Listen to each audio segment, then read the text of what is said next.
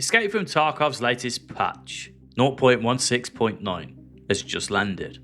And while a lot of people are zeroed in on the immediate changes, they might be missing the forest for the trees.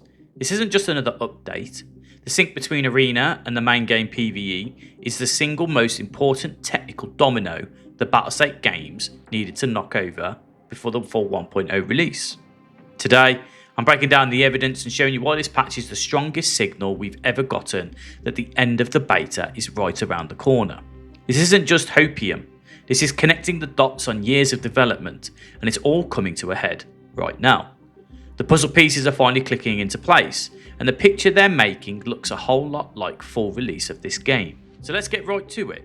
What does patch 0.16.9 actually change?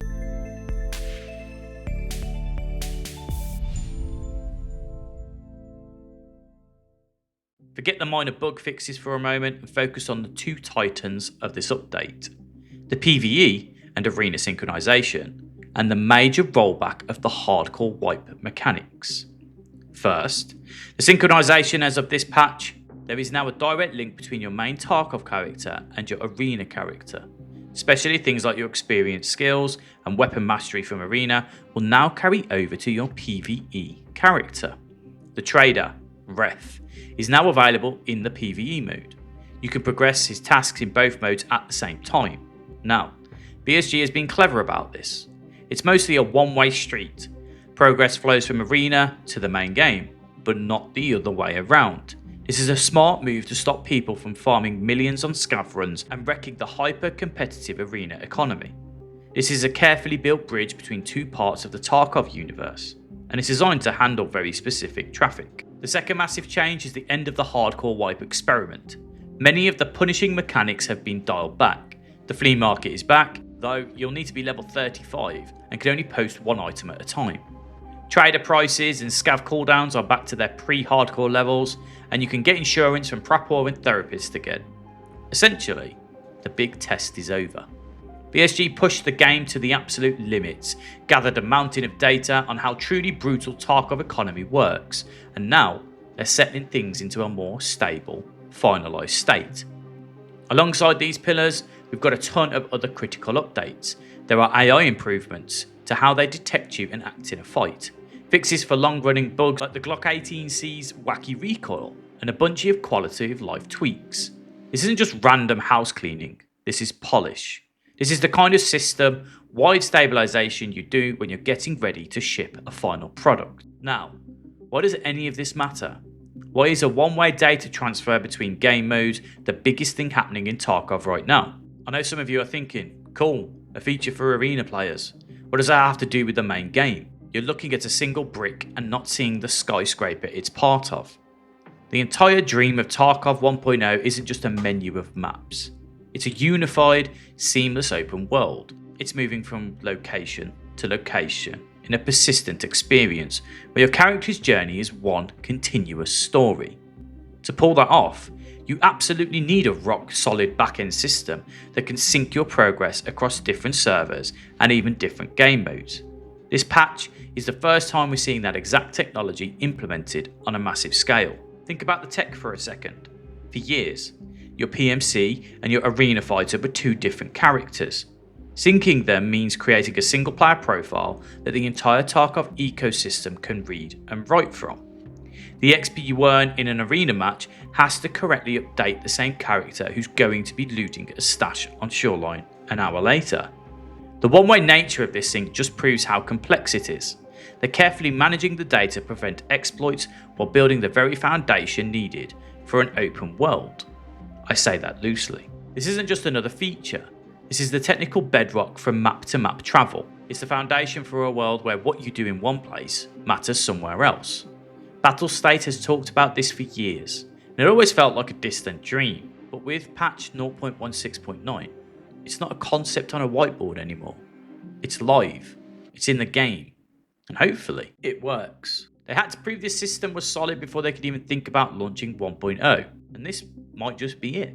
If the Arena to PvE sync is the star witness, then the other changes are the supporting evidence that makes the case undeniable. Just look at the rollback of the hardcore wipe. wasn't a failure, it was a massively successful live test. BSG pushed the game to its breaking point, saw how the economy and players reacted to extreme scarcity, and learned what they needed to do. And now, they're dialing it back. Why? Because you don't launch a game in its most experimental, punishing state. You launch it in its most stable, balanced, and refined form, bringing back the flea market, normalising prices, and re-enabling insurance isn't a retreat, it's a finalisation. They've run their stress tests, and now they're locking in the core gameplay loop that will define the 1.0 experience for millions of new players they hope to attract. And this isn't happening in a vacuum. Remember the roadmap they released earlier this year? It laid out a clear schedule of updates for May, June, July, and August. These all point towards a 1.0 release. This patch 0.16.9 was marked as the final major update before that launch window. They are sticking to their own public schedule, systematically ticking off the final, most important boxes on their pre-launch checklist. So, what do you all think? Am I just reading the tea leaves here, or is the evidence getting overwhelming? Is this synchronization the last major technical piece of the puzzle, and is the hardcore rollback a sign that they're locking in the game for good? Let me know your take in the comments. I try my best to read all of them, and I'm generally curious to see if the community is feeling the same momentum. The last piece of the puzzle is the polish. A patch this close to a major launch isn't just about headline features, it's about the hundreds of tiny things that make a game feel solid and smooth. And that's exactly what we see in the rest of the 0.16.9 patch note. We're seeing widespread fixes for visual glitches, culling, and lighting all across locations. They're fixing ancient, annoying bugs, like the compass interaction or being able to equip multiple headsets. They are squashing exploits like using gestures while jumping to get an edge. These aren't the actions of a team still building core systems. This is a team in its polish phase. This is a developer hardening their product for a massive mainstream release. They're focused on stability, performance, and crushing the kind of jank that we beta players put up with. When you combine this deep level polish with the finalisation of the game loop and launch of the single most important piece of back-end tech for the game's future, the picture becomes crystal clear. This isn't just another patch. Every major part of 0.16.9, from the tech to the gameplay balance to the bug squashing, points in the exact same direction. It points to a team that is wrapping up its final pre-launch goals and getting ready for deployment. So in conclusion, let's put it all together. On the surface, 0.16.9 is a technical patch with some balancing, but it is so much more than that. The synchronization of Arena and PvE isn't just another feature, it's the foundation for the open world Tarkov we've all been waiting for. I say that loosely again. The rollback of the hardcore rules isn't a retreat, it's the finalisation of the game's identity, and the exhaustive bug fixing is that last coat of paint before they open the doors to everyone. They're not random updates, they are the last, deliberate steps on a public roadmap leading towards 1.0. For years, the question has been when. When will all these pieces finally come together? While no data is official, this patch is the strongest evidence we've ever had. The technical hurdles appear to be cleared, design decisions are locked in, and the focus has shifted to stability.